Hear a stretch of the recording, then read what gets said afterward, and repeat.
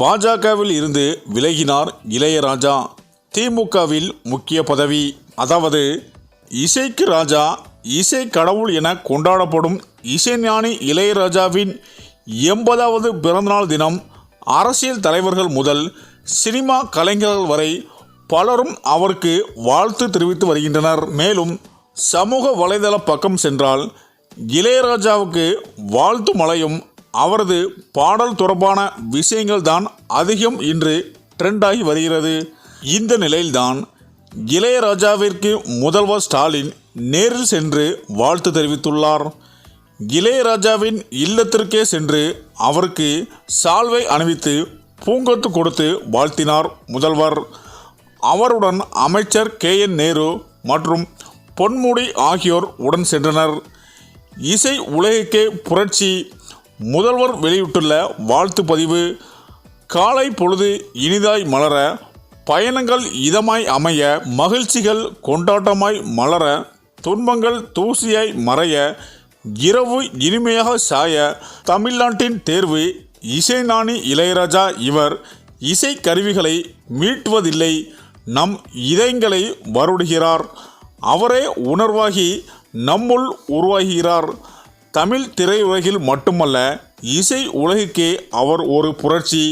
அதனால்தான் இவரது இசையின் நுட்பத்தை ஆழ்ந்து ரசித்து அவரை இசைஞானி என போற்றினார் முத்தமிழ் வித்தகர் தலைவர் கலைஞர். இதை கொண்டு அவர் நிகழ்த்தும் மாய வித்தைகளில் மனம் மயக்கி சொக்கி கிடக்கும் ரசிகனாக, உங்களில் ஒருவனாக இந்த மாபெரும் கலைஞனுக்கு பிறந்தநாள் வாழ்த்துக்களை கூறி மகிழ்ந்தேன். இந்த நிலையில்தான் இசைஞானி என ரசிகர்களால் கொண்டாடப்படும் இளையராஜா சில மாதங்களுக்கு முன் சிம்போனி இசையை 35 நாட்கள் எழுதி முடித்ததாக கூறி அனைவரையும் ஆச்சரியப்படுத்தினார். தொடர்ந்து அவரது இசையமைப்பில் வெளியான ஜமா திரைப்படமும் ரசிகர்களிடம் வரவேற்பை பெற்றது. இந்த நிலையில்தான் தமிழக முதல்வர் MK ஸ்டாலின் இளையராஜாவின் ஸ்டுடியோவுக்கு நேரில் சென்று அங்கு ராஜாவை சந்தித்து நினைவு பரிசை வழங்கி சிம்போனி இசைக்கு தன் வாழ்த்துக்களை தெரிவித்துள்ளார். மேலும் இந்த சந்திப்பு தொடர்பான காணொளியையும் முதலமைச்சர் MK ஸ்டாலின் தனது எக்ஸ் பக்கத்தில் பகிர்ந்துள்ளார்.